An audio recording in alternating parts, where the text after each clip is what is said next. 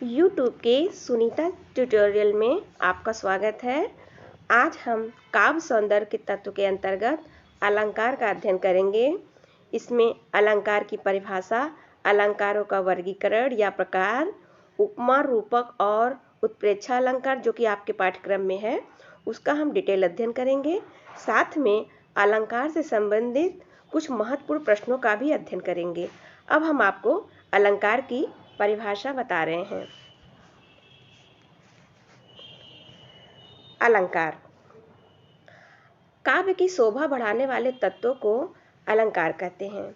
अलंकार का शाब्दिक अर्थ आभूषण है। जिस प्रकार व्यवहारिक जीवन में वस्त्र तथा चांदी सोने से निर्मित आभूषण शरीर की शोभा बढ़ाते हैं, उसी प्रकार काव्य में सौंदर्य वृद्धि के लिए अलंकारों का प्रयोग किया जाता है। ठीक है। अथवा हम अब इस प्रकार कह सकते हैं कि भाषा की शोभा को बढ़ाने के लिए प्रयुक्त शब्द और अर्थ के चमत्कार को अलंकार कहते हैं। ठीक है। रचना में अलंकारों का वर्गीकरण। तो अलंकारों का वर्गीकरण में शब्द अलंकार है और अर्थालंकार है। तो जहाँ काव्य में शब्द अलंकार की परिभाषा है कि जहाँ काव्य में शब्दों के कारण चमत्कार आता है वहाँ शब्द अलंकार, और जहाँ अर्थ के कारण रमणीयता आती है वहाँ अर्थालंकार।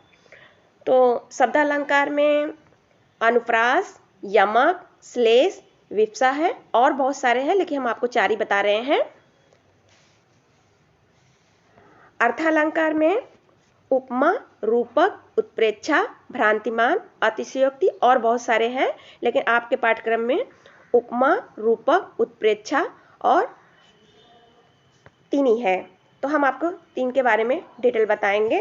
पहले हम जरा शब्द अलंकार के अनुप्रास का एक उदाहरण आपको बता रहे हैं कि चारु चंद्र की चंचल किरणें खेल रही हैं जलथल में। तो यहाँ देखिए च बार बार आया है शब्दों के प्रारंभ में। च हमने कहा ना कि शब्द अलंकार वो होता है जहाँ शब्दों के कारण चमत्कार आता है। तो यहाँ च बार बार आया हुआ है। चंचल किरणें च 3 बार आया हुआ है ना शुरू में। तो यहाँ शब्दों के प्रारंभ में च वर्ण और अंत में देखिए ल आया है जल थल में। तो अंत में जो ल वर्ग की प्रधानता हो गई है। तो यहाँ ये अनुप्रास का उदाहरण है जहाँ शब्दों के द्वारा चमत्कार आता है, उसे शब्दालंकार कहते हैं। यह अनुप्रास का उदाहरण है। ठीक है। आगे हम बता रहे हैं उपमा अलंकार जो कि आपके पाठ्यक्रम में है कि जहाँ किसी एक वस्तु की किसी दूसरी प्रसिद्ध वस्तु से गुण, धर्म और स्वरूप के कारण समानता बतलाई जाती है, वहाँ उपमा अलंकार होता है। ठीक है। पहला है उपमेय। उपमेय जिसकी उपमा दी जाती है वह उपमेय होता है, वह प्रस्तुत होता है। देखिए इसको हम इस प्रकार समझ सकते हैं। जैसे एक एग्जाम्पल है कि मुख चंद सा सुंदर है। तो यहाँ मुख जो है वह उपमेय है। ठीक है, क्योंकि उसी की उपमा दी जा रही है। मुख चंद्र सा सुंदर है, तो मुख यहाँ उपमा है, वह प्रस्तुत होता है। हमने कहा ना कि वह प्रस्तुत होता है। मुख क्या है? प्रस्तुत है। ठीक है। दूसरा है उपमान।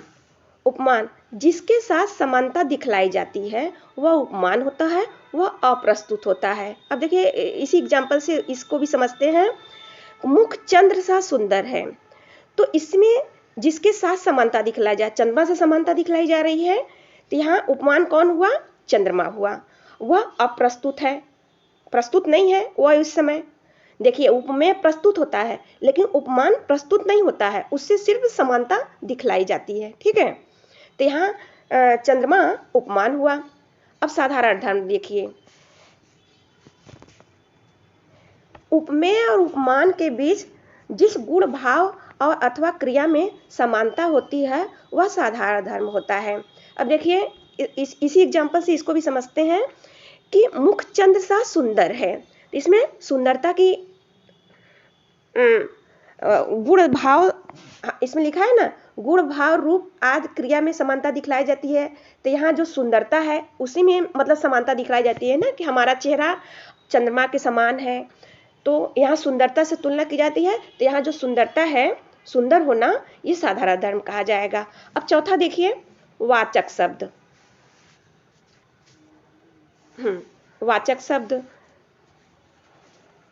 जिस शब्द में उपमान और उपमेय की समानता दिखलाई जाए उसे वाचक शब्द कहते हैं। ठीक है, जैसे मुख चंद्र सा सुंदर है, सा यहाँ है ना, मुख चंद्र सा, ये जो सा है ये वाचक शब्द हो गया।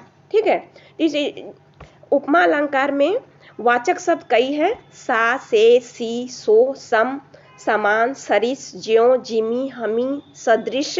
अगर ऐसा शब्द आए तो आप समझ जाइएगा यह उपमा अलंकार है। ठीक है, तो ये शब्द जरूर रहेगा उसमें, वाचक शब्द। उदाहरण द्वारा हम आपको फिर से बता रहे हैं।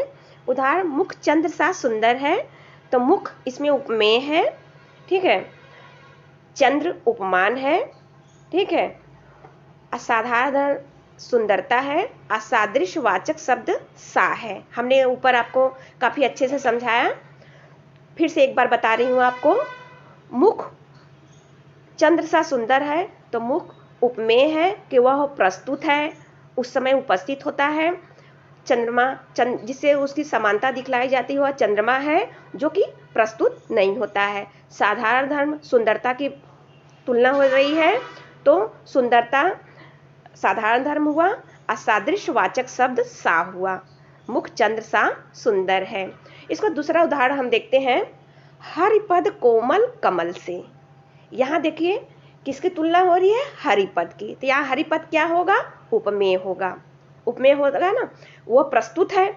हरिपद भगवान का जो चरण है वह प्रस्तुत है उस समय। कोमल कमल से, तो कमल तो यहाँ उपस्थित नहीं है, तो यह उपमान हुआ। कमल जो है प्रस्तुत नहीं है, वह उससे सिर्फ तुलना हो रही है, तो वह उपमान हुआ। और वाचक शब्द से है हमने बताया था ना ऊपर कि वाचक शब्द एक होता है, तो से यहाँ वाचक शब्द है। असाधारण धर्म क्या है, कोमल, कोमलता की ही तुलना हो रही है ना, कि हरिपद कोमल कमल से। तो यहाँ साधारण धर्म यही है, कोमल, कोमलता जो है, भगवान का जो चरण है वह कोमल है, कमल से भी अधिक कोमल है। तो इसका दूसरा उदाहरण आप समझ गए होंगे कि पीपर पात सरिस मन डोला। तो यहाँ देखिए, हम मन की तुलना की जा रही है। ठीक है, तो यह उपमेय हुआ क्योंकि मन प्रस्तुत है, जिसका भी मन होगा तो मन तो प्रस्तुत है, तो यहाँ मन उपमेय है। अब पीपर पात, जिससे कि मन की तुलना की जा रही है, तो वह पीपर पात उस समय उपस्थित नहीं है, यह उपमान हुआ। पीपर पात। असरिस, देखिए हमने कहा था ना वाचक शब्द होगा, तो यहाँ सरिस शब्द वाचक शब्द है। असाधारण धर्म डोलना, डोलना शब्द साधारण धर्म है, इसी की तुलना की जाती है कि पीपर के पत्ते के समान मन डोला। ठीक है, अब चौथा एग्जाम्पल हम देखते हैं कि कर कर सरिस सुभग भुज दंडा। तो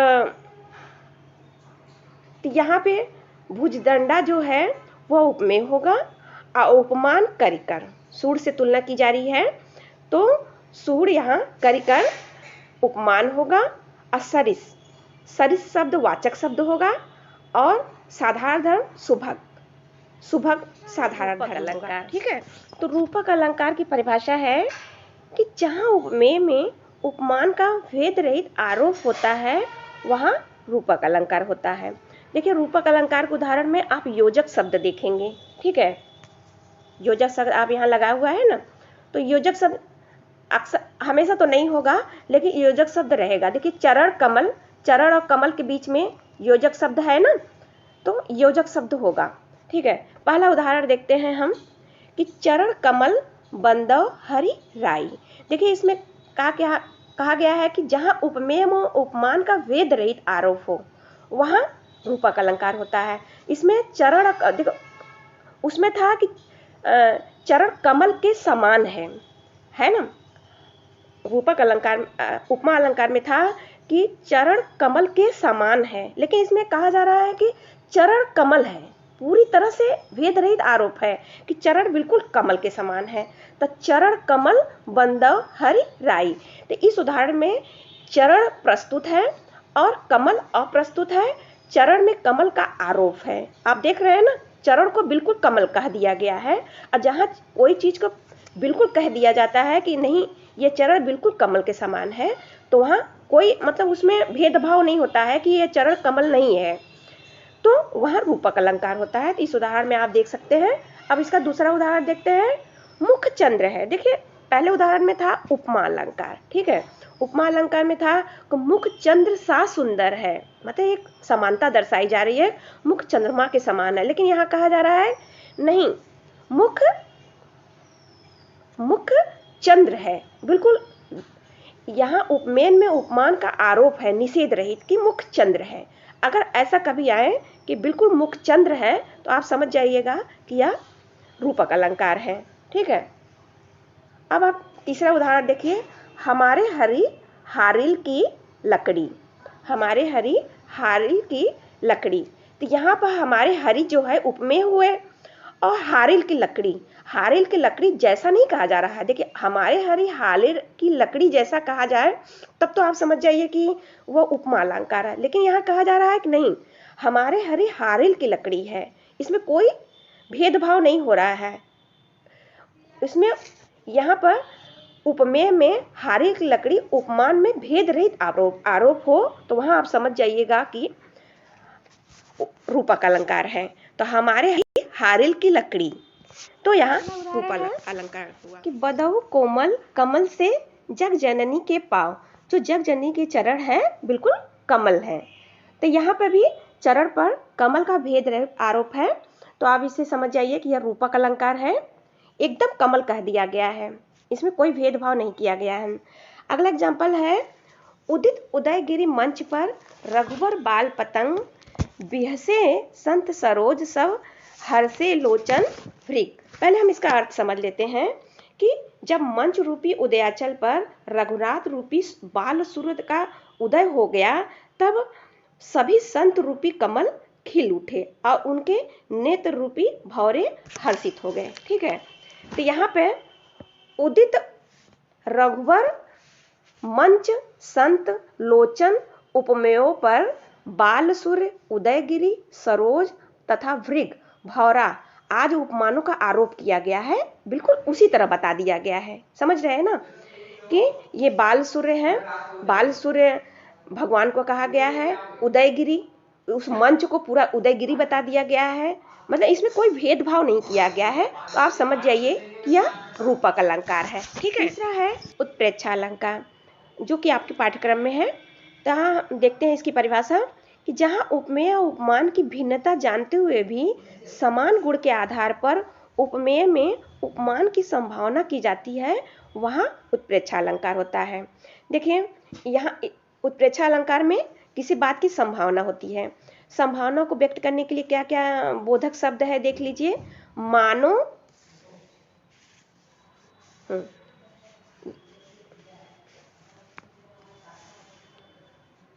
ये है ना, मानो, मनु, मनहु, जानो, जनु, जनहु आदि शब्दों का प्रयोग किया जाता है, ठीक है। एक एग्जाम्पल देखते हैं हम इसका। पहला उदाहरण कि मुख मानो चंद्र है। यहाँ देखिए मुख को चंद्र मानने की संभावना की गई है, तो क्या है यहाँ उत्प्रेक्षा अलंकार है कि सोहत ओढ़े पीत पटु श्याम सलोने गात, मानो नीलगढ़ी शैल पर आतप परयो प्रभात। तो यहाँ पर देखिए पीत वस्त्र धारण किए हुए कृष्ण के समान शरीर, श्याम शरीर पर उपमेय उसको कहा जाएगा। में प्रातःकाली धूप से शोभित नीलमणि शैल उपमान की संभावना की गई है। इसमें है ना मानो शब्द है ना, तो आप समझ जाइए कि ये उत्प्रेक्षा अलंकार है। अब अगला उदाहरण देखते हैं हम। तरनी तरुजा तट तमाल तरुवर बहुछाए, झुके कुल सौ जल परसन हित मनहु सुआए। देखिए यहाँ भी मनहु शब्द आया हुआ है, हम देख रहे हैं यहाँ पे मनहु शब्द आया हुआ है। तो इनमें भी यमुना के तट पर तमाल वृक्षों को झुका हुआ देखकर ऐसा प्रतीत हो रहा है कि मानो ये जल स्पर्श के लिए झुके हुए हैं। तो यहाँ भी आप उत्प्रेक्षा अलंकार है। तो आप ये उत्प्रेक्षा का तीसरा उदाहरण है। चमा चंचल नयन बीच घूंघट पर झीन, मानव सरिता सुर सरिता विमल, जल उछरत जुग मीन। तो यहाँ पे देखिए घूंघट के बीच में, नायिका का जो घूंघट के बीच में जो झरने के बीच से उसकी दोनों आंखें ऐसी दिखाई दे रही है नायिका की कि मानव सागर के बीच में दो मछलियां उछल रही हों। तो यहाँ मानव शब्द आया हुआ है, आप देख रहे हैं यहाँ मानव शब्द आया है, तो आप समझ जाइए कि यह उत्प्रेक्षा अलंकार है। अब हम अलंकार से संबंधित कुछ प्रश्नों का अध्ययन करेंगे। ठीक है, तो पहला प्रश्न है, काव्य की शोभा बढ़ाने वाले तत्वों को कहते हैं। पहला है रस, दूसरा है छंद, तीसरा है अलंकार और चौथा है संज्ञा। तो काव्य की शोभा बढ़ाने वाले तत्वों को क्या कहते हैं? अलंकार कहते हैं। तो इसमें तीसरा आंसर सही होगा। अगला है, जब शब्दों द्वारा चमत्कार आए तो क्या होता है? पहला है अर्थालंकार, दूसरा है शब्दालंकार और तीसरा पहला दूसरा दोनों या इनमें से कोई नहीं। तो क्या होता है, हमने क्या बताया था कि जब अर्थ के द्वारा चमत्कार उत्पन्न होता है तो उसे अर्थालंकार, और जब शब्द के द्वारा चमत्कार उत्पन्न होता है तो उसे शब्दालंकार। तो इसमें कौन सा सही होगा? इसमें दूसरा आंसर सही होगा। ठीक है, उपमा के कितने अंग होते हैं? पहला 2, दूसरा 4, तीसरा 6 और चौथा इनमें से कोई नहीं।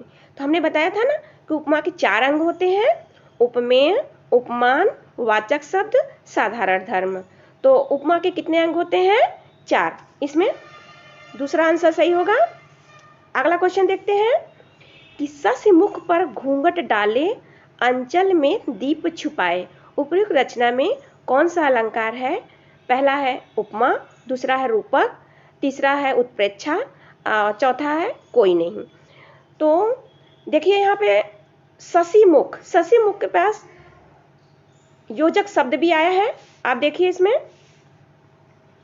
योजक शब्द आया है ना, शशि मुख। तो यहाँ मुख को बिल्कुल चंद्रमा बता दिया गया है। तो रूपक अलंकार में होता है भेद रहित आरोप होता है, उपमेय उपमान में भेद रहित आरोप होता है। तो इसमें कौन सा अलंकार होगा? इसमें रूपक अलंकार होगा। ठीक है, अब अगला है मुख मयंक सम मंजू मनोहर। अब इसमें भी उपयुक्त रचना में कौन सा अलंकार है? पहला है उपमा, दूसरा है रूपक, तीसरा है उत्प्रेक्षा और चौथा है इनमें से कोई नहीं। आप देखिए मुख मयंक सम मंजू मनोहर। तो हमने क्या बताया था, उपमा अलंकार के 4 अंग होते हैं, तो उसमें एक सम वाचक शब्द होता है। आप यहाँ देखिए सम है, तो आप समझ जाइए कि यह उपमा अलंकार है। यहाँ कौन सा अलंकार होगा? इसका कौन सा आंसर सही होगा? पहला आंसर सही होगा। ठीक है, अगला क्वेश्चन है, चितवन चारु भिगटी कर बाकी, तिलक रेख शोभा जनु चाकी। उपयुक्त रचना में कौन सा अलंकार है? तो पहला है उपमा, दूसरा है रूपक और तीसरा है उत्प्रेक्षा और चौथा है इनमें से कोई नहीं। इसमें भी देखिए, इसमें आप देखिए जनु शब्द इसमें उत्प्रेक्षा अलंकार में आता है। आपको हमने बताया था जब किसी बात की संभावना कोई की जाती है, जनु वाचक शब्द है, तो इसमें कौन सा आंसर सही होगा? तीसरा। अब चौथा अगला क्वेश्चन देखिए, यही कहीं बिखर गई वह भग्न विजय माला सी। उपयुक्त रचना में कौन सा अलंकार है? उपमा, रूपक, उत्प्रेक्षा, इनमें से कोई नहीं। तो देखिए यहाँ कह रहा है कि यहीं कहीं बिखर गई वह भग्न विजय माला सी, विजय माला के समान। तो हम बताए थे ना कि उपमा अलंकार में होता है जब किसी बात की उपमेय का उपमान से तुलना की जाती है, विजय माला के समान, विजय माला के समान। तो यहाँ पे कौन सा अलंकार होगा? उपमा अलंकार। विजय माला के समान वह बिखर गई, तो यहाँ उपमा अलंकार होगा। ठीक है, आहुति सी गिर पड़ी चिता पर, चमक उठी ज्वाला सी। उपयुक्त रचना में कौन सा अलंकार है? पहला है उपमा, दूसरा है रूपक और तीसरा है उत्प्रेक्षा, चौथा है इनमें से कोई नहीं। तो आहुति सी, आहुति के समान, वह कैसे गिर गई? वह आहुति के समान गिर पड़ी। तो यहाँ पे कौन सा अलंकार होगा? उपमा अलंकार होगा। अगला क्वेश्चन है, तम के धागे सी जो हिलडुल चलती लघु पद, पल पल मिलजुल, वह है पिपीलिका पाती। तम के धागे के समान, देखिए यहाँ भी कहा जा रहा है तम के धागे के समान। ऐसा कब होता है? रूपक उपमा अलंकार में होता है ऐसा, किसी से तुलना की जाती है। तो यहाँ पे कौन सा अलंकार होगा? उपमा। इसका सेकंड आंसर सही होगा। अगला है, अगला क्वेश्चन है, मुख चंद्र तुम्हारा देख सखी, मन सागर मेरा लहराता। उपयुक्त रचना में कौन सा अलंकार है? उपमा। पहला आंसर है उपमा, सेकंड आंसर है रूपक, तीसरा है अनुप्रास और चौथा है यमक। तो मुख चंद्र, देखिए यहाँ मुख को बिल्कुल चंद्र बता दिया गया है। ऐसा कब होता है? उपमेय का उपमान में भेद रहित आरोप कब होता है? रूपक अलंकार में। तो यहाँ पे इसका सेकंड आंसर सही होगा। धाय धाम काम सब त्यागी, मनहु रंक निधि लूटन लागी। उपयुक्त रचना में कौन सा अलंकार है? उपमा, उत्प्रेक्षा, रूपक, अनुप्रास। तो देखिए उत्प्रेक्षा अलंकार में होता है मनहु शब्द आता है। आप यहाँ देखिए तो आप समझ जाइए कि यह उत्प्रेक्षा अलंकार है। अगला क्वेश्चन है, लोल कपोल छलक कुंडल की, यह उपमा कछु लागत, मानव मकर सुधा रस किड़त, आप आप अनुरागत। उपयुक्त पंक्तियों में कौन सा अलंकार है? उपमा, अनुप्रास, रूपक, उत्प्रेक्षा। तो हमने बताया था ना कि उत्प्रेक्षा अलंकार में मानव मनहु आता है। आप यहाँ देखिए मानव शब्द आया है, इसका मतलब चौथा आंसर सही है।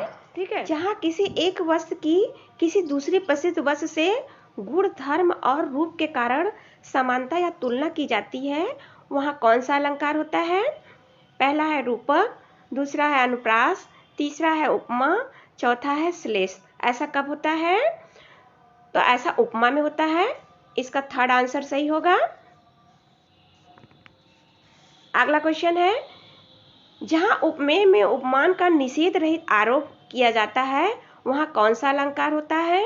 पहला है अनुप्रास, दूसरा है रूपक, तीसरा है श्लेष और चौथा है उपमा। तो ऐसा कब होता है कि निषेध रहित उपमा उपमेय में निषेध रहित आरोप होता है?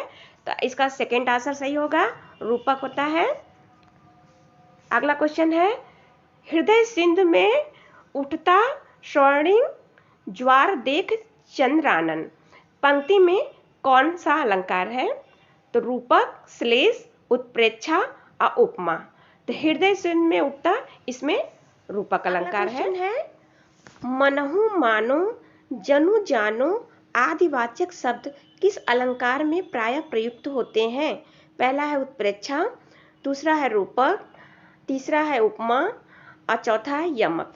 तो हमने बताया था आपको कि जहाँ किसी बात की संभावना होती है वहाँ पे मानो, मनहु, जानो, जनहु आज का प्रयोग होता है। तो इसमें कौन सा आंसर सही होगा? पहला।